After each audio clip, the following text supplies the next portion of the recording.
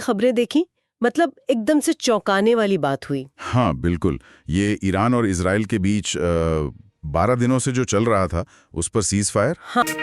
BBC दुनिया में आज देखे इसराइल से क्यों नाराज हुए ट्रंप।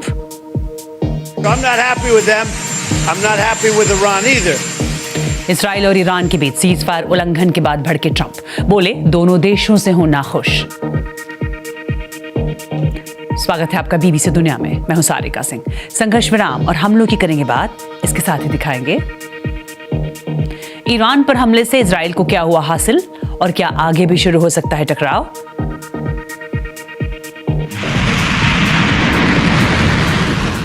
जानेंगे बीती रात ईरान ने कतर में अमेरिका के जिस अल उदैद एयरबेस की ओर दागी थी मिसाइलें, क्या वो अमेरिका और इसके सहयोगी देशों के लिए हैं अहम।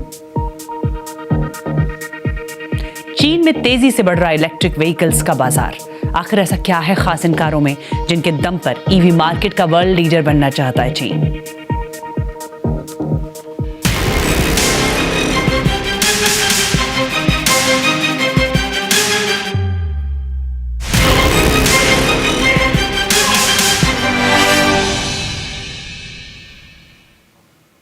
ईरान और इजराइल में 12 दिन से चल रहे संघर्ष के बाद आज सुबह शांति की खबर आई।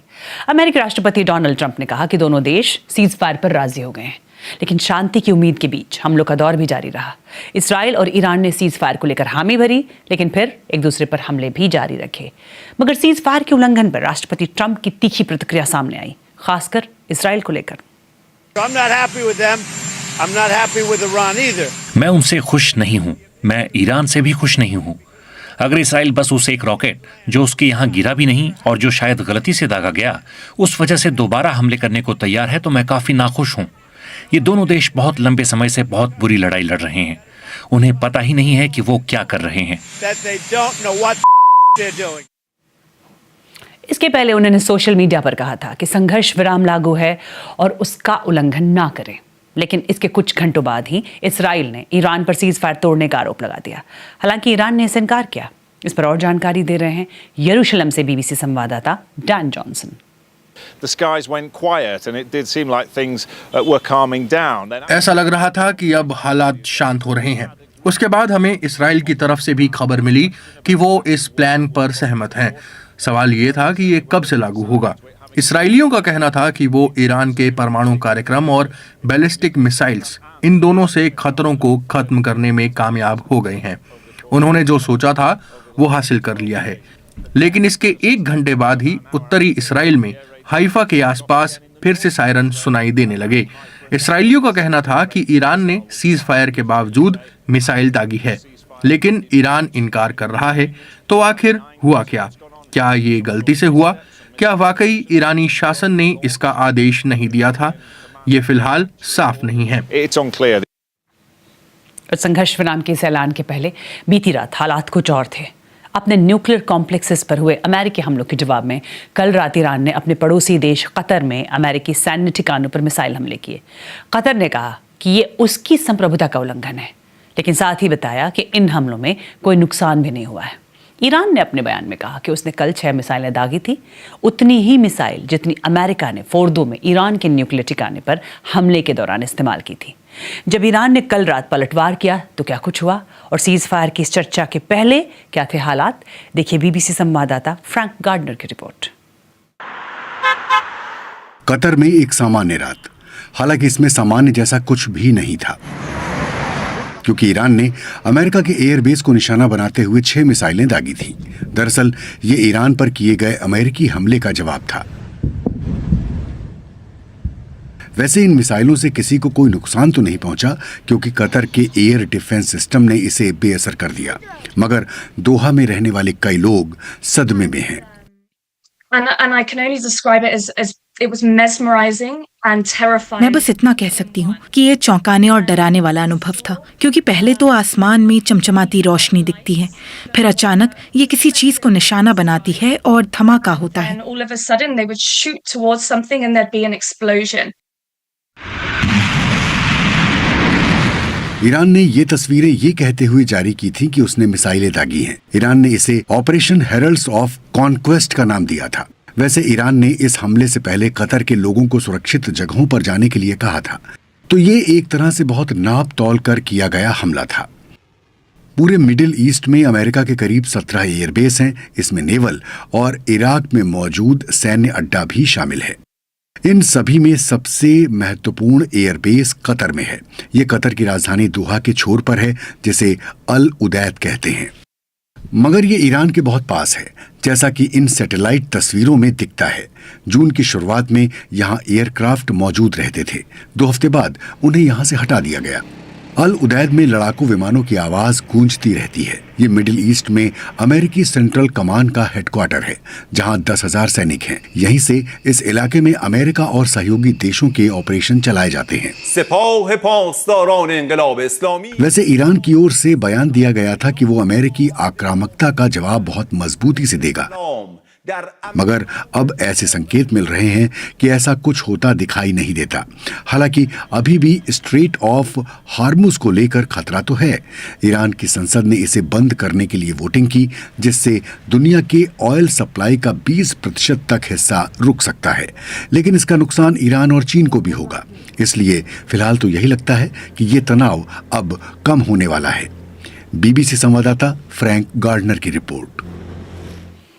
और ऐसे में क्या संघर्ष विराम वाकई कायम रह पाएगा? इसको लेकर आशंका अभी भी बनी हुई है और इसकी शुरुआत भी कुछ ऐसी थी। सीज फायर लागू होने के ठीक पहले ईरान ने इजराइल के उत्तरी इलाके में मिसाइल दागी, जो एक इमारत पर जाकर गिरी। BBC संवाददाता ओरे डेविस ने घटनास्थल के बाहर से इस पर और जानकारी दी है।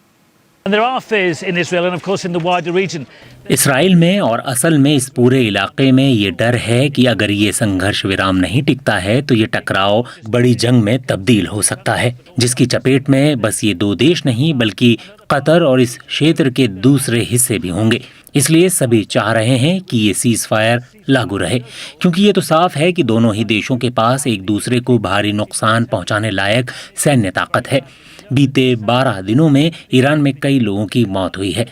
इसराइल में कम से कम 28 लोगों की जानें गई हैं और अगर ये हमले जारी रहते हैं तो ये तय है कि दोनों ही तरफ मौत का आंकड़ा बढ़ेगा।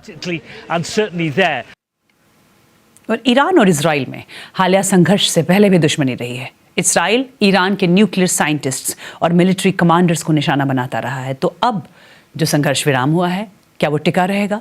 हमने ये सवाल किया centre for joint warfare studies की डॉक्टर मंजरी सिंह से। 2023 से जो भी वॉर स्टार्ट हुआ है इजराइल और हमास के बीच में, हिजबुल्लाह में भी अटैक हुए हैं। हिजबुल्लाह को भी बिल्कुल वीक कर दिया गया है। हमास के लीडर्स को भी मारा गया है। तो अब जबकि और उसकी वजह से एक सत्ता चेंज भी हुआ सीरिया के अंदर। तो एक बार जो ये जो चीज़ें हुई, जो चेंज हुआ है, सिक्योर किया है इन्होंने, उसके बाद उनको वो कॉन्फिडेंस आ गया है कि नाउ अब हम जो है ईरान के ऊपर अटैक कर सकते हैं और ईरान को एलिमिनेट अगर नहीं तो उसके जो न्यूक्लियर प्रोग्राम है उसको हम डिस्ट्रॉय कर सकते हैं। ऑब्जेक्टिव जो वॉर का है वो अभी सेटिस्फाई नहीं हुआ है, वो अभी रीच नहीं हुआ है। इसलिए ये जो सीज फायर है थोड़ा सा एब्रप्ट सा लग रहा है।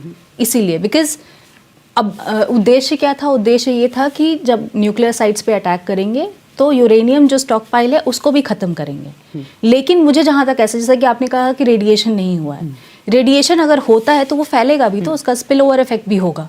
तो स्पिल ओवर इफेक्ट सिर्फ, इवन दो ईरान बहुत बड़ा देश है, लेकिन सिर्फ ईरान में नहीं होगा, वो बाकी सारी जगहों पे भी होगा। तो मुझे ऐसा लगता है कि वो ऑलरेडी पता है इनको कि वहाँ पे नहीं है स्टॉक पाइल, बट वो थोड़ा सा टाइम बाई कर रहे हैं कि कहाँ की इंटेलिजेंस उनकी जो है वो एक्टिवेट हो पाए और उनको पता चल पाए कि एक्चुअली में वो स्टॉक पाइल कहाँ पे रखा हुआ। कल जब ईरान ने दोहा में अमेरिकी एयरबेस की ओर मिसाइलें दागी थी तो कतर ने अपना एयर स्पेस बंद कर दिया था। मगर अब मिडिल ईस्ट में तनाव कम होने की खबरों के बीच फ्लाइट ऑपरेशंस में आई दिक्कतें भी कम हो रही हैं। दरअसल इस रीजन में 3 बड़े हब हैं। दुनिया के महाद्वीपों के यात्रियों को यहाँ से गुजरना होता है। अगर यहाँ एयर स्पेस ज़्यादा वक्त तक बंद रहता है, दूसरे लंबे रूट्स अपनाने पड़ते, जिससे फ़्लाइट्स लेट होती और ज़्यादा फ्यूल खर्च होने की वजह से एयरलाइंस को किराया भी बढ़ाना पड़ता। अमेरिका और उसके सहयोगी देशों के डिफेंस अलायंस नेटो के नेता हर साल होने वाले 2 दिन के सम्मेलन के लिए नेदरलैंड्स के हेग में जुट रहे हैं। इस दौरान मिडिल ईस्ट के उभरे संकट और रूस यूक्रेन जंग पर भी चर्चा होगी। सम्मेलन से पहले फ्रांस के राष्ट्रपति इमैनुअल मैक्रोन और जर्मनी के चांसलर फ्रेडरिक मर्ज ने फाइनेंशियल टाइम्स में लिखा, हमारे चारों ओर उथल पुथल मची है। यूक्रेन के राष्ट्रपति जेलेंस्की भी हेग पहुंचे हैं। यहाँ वो डोनाल्ड ट्रंप से मिलेंगे। और इस सम्मेलन में उम्मीद की जा रही है कि नेटो के डिफेंस बजट में बड़ी बढ़ोतरी करने का फैसला लिया जा सकता है। नेटो महासचिव मार्क रट ने कहा है कि अगले 10 सालों में सदस्य देश अपनी जीडीपी का 5% हर साल डिफेंस पर खर्च करने को तैयार होंगे। Let me give you a few examples of what we will invest in. मैं कुछ उदाहरण देता हूं कि हम कहां निवेश करेंगे। एयर डिफेंस क्षमता को 5 गुना बढ़ाया जाएगा, क्योंकि यूक्रेन में हर दिन हम रूस के हवाई हमले देख रहे हैं। हमें ऐसे हमलों से खुद को बचाने में सक्षम होना होगा। इसके अलावा हजारों टैंक और बख्तरबंद गाड़ियों का इंतजाम होगा, क्योंकि जंग का तरीका भले ही बदल रहा हो, हमें अपने सैनिकों की सुरक्षा के लिए इनकी जरूरत है।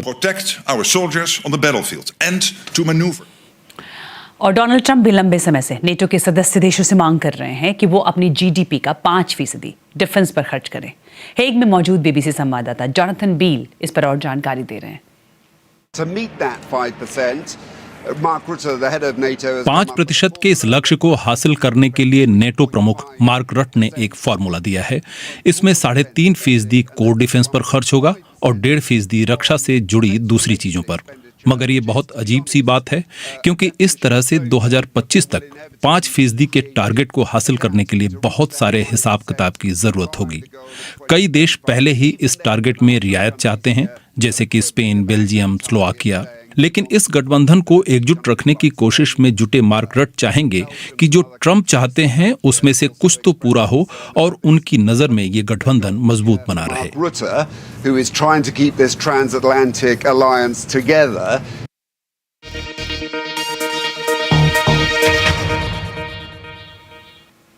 इधर चीन वर्ल्ड लीडर बनने की कोशिश में जुटा है इलेक्ट्रिक व्हीकल्स के मामले में। चीन में इलेक्ट्रिक व्हीकल्स का बाजार बड़ी तेजी से बढ़ रहा है और अब एक ऐतिहासिक पड़ाव पर पहुंच चुका है। माना जा रहा है कि साल 2025 के आखिर तक बिकने वाली नई कारों में 60% कारें इलेक्ट्रिक होंगी। ऐसा इसलिए हुआ क्योंकि चीन ने इलेक्ट्रिक व्हीकल्स पर भारी सब्सिडी दी है। देखिए बीबीसी संवाददाता निक मार्श की रिपोर्ट। शंघाई में अब ट्रैफिक के दौरान होने वाला शोर कम हो गया है।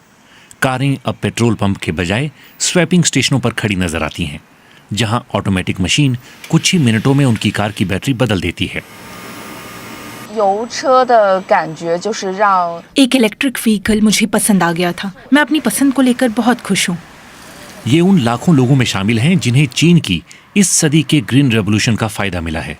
इसका श्रेय जाता है चीन की सरकार से मिलने वाली भारी सब्सिडी को। साइकिल बनाने वाला देश अब इलेक्ट्रिक व्हीकल के मामले में वर्ल्ड लीडर बनकर उभरा है। तो यहाँ हरे का मतलब एक इलेक्ट्रिक व्हीकल से है और नीले का मतलब है कि वो एक इलेक्ट्रिक व्हीकल नहीं है। यहाँ ये एक इलेक्ट्रिक मोपेड है, ये एक और। दरअसल बात यह है कि कई देशों में इलेक्ट्रिक व्हीकल को भविष्य के लिए आवाजाही का माध्यम माना जा रहा है, मगर चीन के लिए तो भविष्य आ चुका है, वो यहाँ है।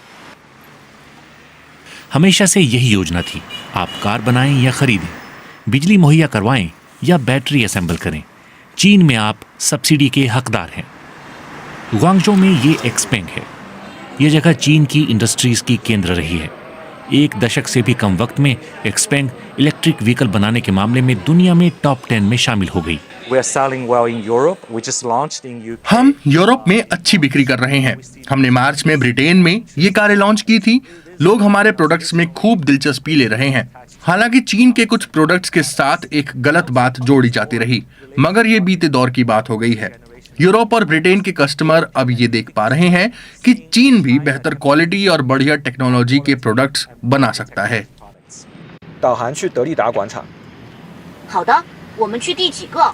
इन नई कारों में एक एंटरटेनमेंट सिस्टम और वॉइस एक्टिवेशन भी है। इसमें सेल्फ ड्राइविंग की भी कमाल की काबिलियत है। क्या कार अपने आप धीमी हो गई? तो आप कुछ भी नहीं छू रहे। इसकी कीमत है $20,000 या करीब $17.25 लाख। चीनी भविष्य के लिए सोच रहे हैं, जहां वो हर कार का उत्पादन दुनिया के लिए कर रहे हैं, मानो वो अपने आसपास देखकर कह रहे हों, क्या कोई है जो हमसे बेहतर कर सकता हो? हम दुनिया में हर कार बना सकते हैं। वैसे क्लाइमेट चेंज से जुड़े लक्ष्यों को पूरा करने के लिए जूझ रही दुनिया के लिए ये एक बड़ी खबर हो सकती है, मगर यहाँ राजनीति भी दांव पर लगी है। इसलिए इस बात के लिए चीन का शुक्रगुजार होने के बजाय दुनिया के कई देश उसकी कारों पर टैरिफ लगा रहे हैं। दरअसल वो इस ग्रीन टेक रेस में बढ़त हासिल करने के लिए बेचैन है, मगर चीन ने गेम बदलने की शुरुआत तो कर दी है। बीबीसी संवाददाता निक मार्श की रिपोर्ट। और दुनिया की कुछ और खबरें बीबीसी ग्लोबल राउंडअप में।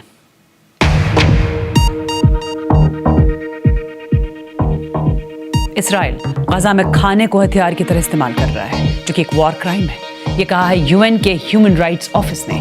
उसके मुताबिक अमेरिका और इसराइल की मदद से चल रहे संगठन जीएचएफ के एड सेंटर्स पर पहुंचने की कोशिश कर रहे 410 लोगों की जान गई है।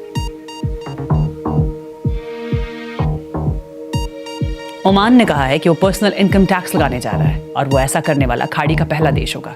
इस पूरे क्षेत्र में लंबे समय से पर्सनल इनकम टैक्स ना लगाने की परंपरा रही है, जिस वजह से टैक्स फ्री इनकम की चाहत में विदेश से भी लोग आते रहे हैं। ओमान तेल से होने वाली कमाई पर निर्भर है और वो चाहता है कि वो और भी जगहों से रेवेन्यू कमाए। अभी यहाँ देश में सबसे ज्यादा कमाई करने वाले लोगों पर सिर्फ 5% टैक्स लगाया जाएगा। अमेरिका के फ्लोरिडा राज्य ने प्रवासियों को हिरासत में रखने के लिए एक नया सेंटर बनाने की तैयारी की है। इसका नाम है एलिगेटर एल्कैट्रॉस। ये ऐसे इलाके में तैयार किया जाएगा जहां दलदली जमीन है, जहां एलिगेटर्स यानी बड़े मगरमच्छों की भी भरमार है। यहाँ पर करीब 1000 लोगों को कुछ वक्त के लिए रखा जाएगा। मकसद अप्रवासियों के खिलाफ चलाए जा रहे ट्रंप एडमिनिस्ट्रेशन के अभियान में मदद करना। बीबीसी ने आज से एक नई पोलिश लैंग्वेज सर्विस की शुरुआत की है। बीबीसी न्यूज पोलस्का पोलिश भाषा बोलने वालों के लिए सोशल मीडिया चैनल्स पर टेक्स्ट और वीडियो में न्यूज डिलीवर करेगी। बीबीसी ने कहा है कि गलत सूचनाओं की भरमार से लड़ना इस सर्विस को लॉन्च करने का मकसद है। और दिखाते हैं आपको पाकिस्तान से पोलो फेस्टिवल की तस्वीरें। पाकिस्तान के खैबर पख्तूनख्वा के चित्राल पहाड़ों पर लगभग 3700 मीटर की ऊंचाई पर, जो कि दुनिया का सबसे ऊंचा पोलो ग्राउंड है। शांडूर पोलो फेस्टिवल में ये खेल पुराने तरीके से खेला जाता है और इस खेल में नियम नहीं होते हैं। और आप मुझे फीडबैक दे सकते हैं। एक्स पर मेरा हैंडल है @BBC सारिका। आज के लिए इतना ही।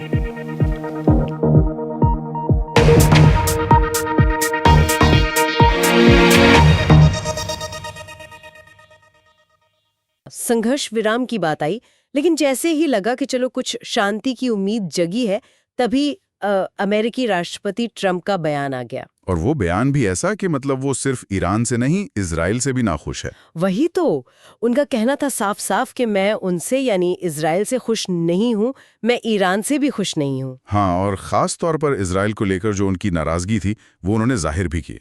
वो कह रहे थे कि एक रॉकेट गिरा शायद गलती से और इजराइल फिर से जवाबी हमले की तैयारी में था। जैसे कि वो जरूरत से ज्यादा रिएक्ट कर रहा था। बिल्कुल ऐसा ही लग रहा था उनके बयान से। और देखिए, कहानी में ट्विस्ट यहीं खत्म नहीं होता। सीज फायर की घोषणा हुई और कुछ ही घंटे बीते होंगे कि इजराइल ने कहा कि ईरान ने तोड़ दिया सीज फायर। हाँ, हाइफा के पास सायरन बजने की खबरें आईं और ईरान ने फौरन इनकार कर दिया। तो अब ये क्या था? मतलब कोई तकनीकी गड़बड़ी थी या सच में हमला? कुछ साफ नहीं है। बिल्कुल उलझी हुई स्थिति है और ये सवाल भी उठता है कि ये सीज फायर हुआ ही क्यों इतनी अचानक। हाँ, इजरायली पक्ष तो कह रहा था कि उन्होंने ईरान के परमाणु कार्यक्रम को, मिसाइल खतरों को काफी कमजोर कर दिया है। लेकिन क्या सारे लक्ष्य हासिल हो गए थे? यही तो बड़ा सवाल है ना। सही बात है। तो आज हम इसी पर थोड़ी गहराई से बात करते हैं। ये जो नाजुक सी स्थिति बनी है, ट्रंप की ये दो तरफा नाराजगी, और ये सीज फायर टिकेगा या नहीं, जो भी रिपोर्ट्स हैं, विश्लेषण है, उनके आधार पर समझने की कोशिश करते हैं। हाँ, चलिए देखते हैं कि इसके पीछे क्या चल रहा है असल में। तो देखिए, एक तरफ संघर्ष विराम, दूसरी तरफ फौरन उल्लंघन के आरोप, और ऊपर से ट्रंप का गुस्सा, वो भी दोनों पर, खासकर इजराइल पर जो अमेरिका का इतना करीबी सहयोगी माना जाता है। हाँ, ये थोड़ा सामान्य है। बिल्कुल, ये सामान्य कूटनीति से तो अलग है। अच्छा, इसी उलझन के बीच कुछ एक्सपर्ट्स की राय भी आ रही है। मैंने पढ़ा centre for joint warfare studies की डॉक्टर मंजरी सिंह है, उनका कुछ कहना है इस पर। हाँ, डॉक्टर सिंह का विश्लेषण काफी दिलचस्प है। वो कह रही हैं कि ये सीज फायर शायद उतना सीधा है नहीं जितना दिख रहा है। मतलब ये कि हो सकता है संघर्ष के जो बड़े मकसद थे, जैसे ईरान के परमाणु कार्यक्रम को पूरी तरह रोकना या जो उनका कथित यूरेनियम का जखीरा है उसे नष्ट करना, वो शायद अभी पूरे नहीं हुए हैं। अच्छा, तो फिर सीज फायर क्यों? डॉक्टर सिंह का इशारा इस तरफ है कि ये शायद इंटेलिजेंस गैदरिंग के लिए, मतलब खुफिया जानकारी जुटाने के लिए वक्त हासिल करने की कोशिश हो। ओह, मतलब ये पता लगाने के लिए कि वो यूरेनियम असल में है कहाँ या मिसाइल क्षमताएं कितनी हैं। हाँ, कुछ इस तरह का कि लड़ाई रोककर जरा सांस लेकर अगली चाल की तैयारी की जाए। ये एक संभावना है। अगर ये बात है तब तो ये बहुत चिंता की बात है, क्योंकि रिपोर्ट्स तो यही डर दिखा रही हैं कि अगर ये सीज़फायर फेल हुआ तो ये लड़ाई बहुत बड़े पैमाने पर भड़क सकती है। और असर सिर्फ इन 2 देशों तक नहीं रहेगा फिर। बिल्कुल नहीं, खतरा ये है कि पूरा मध्य पूर्व इसकी चपेट में आ सकता है। कतर जैसे देशों का भी नाम आ रहा है कि वो भी खिंच सकते हैं इसमें। और पिछले 12 दिनों का नुकसान भी तो है, जाने गई हैं दोनों तरफ। हाँ, ईरान में काफी लोग मारे गए हैं, इजराइल में भी कम से कम 28 लोगों की मौत की खबर है। और अगर ये फिर से शुरू हुआ तो जाहिर है ये आंकड़े बढ़ेंगे। और इसका असर सिर्फ क्षेत्रीय नहीं, वैश्विक भी होगा, खासकर जो आप कह रहे थे, ऊर्जा सप्लाई। निश्चित रूप से। देखिए, मध्य पूर्व में जरा सी भी अस्थिरता होती है तो पूरी दुनिया की अर्थव्यवस्था पर असर पड़ता है। और ईरान की संसद में वो स्ट्रेट ऑफ होर्मुज को बंद करने पर वोटिंग की भी बात आई थी। हाँ, वो तो बहुत ही अहम रास्ता है तेल के लिए। दुनिया का करीब 20% तेल वहीं से गुजरता है। बिल्कुल, अगर वो बंद होता है तो सोचिए तेल की कीमतें कहाँ जाएंगी। और इसका असर कूटनीति पर भी पड़ रहा है। नेटो सम्मेलन में भी इस पर बात हुई है। अच्छा, नेटो में भी? हाँ, सदस्य देश अपने रक्षा बजट बढ़ाने पर विचार कर रहे हैं, शायद इसी बढ़ते खतरे को देखकर। तो मतलब ये सीज़फायर एक तरह का, क्या कहें, धोखा तो नहीं पर शायद एक ऊपरी परत है शांति के, जिसके नीचे बहुत कुछ खौल रहा है। अभी भी अनसुलझे मुद्दे हैं, गहरी दुश्मनी है। ये कहना मुश्किल है कि ये धोखा है या ईमानदार कोशिश। हो सकता है वाकई तनाव कम करना चाहते हो। हाँ, हो सकता है, लेकिन जिस तरह से चीजें हुई हैं, ट्रंप का बयान, फिर फौरन उल्लंघन के आरोप, एक्सपर्ट्स का ये शक, उससे लगता तो यही है कि मामला अभी शांत नहीं हुआ है पूरी तरह से। बिल्कुल। तो आखिर में सवाल यही बचता है, क्या ये एक असली शांति की तरफ पहला कदम है या फिर ये किसी बड़े तूफान से पहले की खामोशी है, जिसमें दोनों पक्ष शायद अंदर ही अंदर तैयारी कर रहे हों। ये देखना होगा। आने वाले कुछ दिन, कुछ हफ्ते बहुत अहम होंगे। बिल्कुल, इस पर हमारी नजर बनी रहेगी।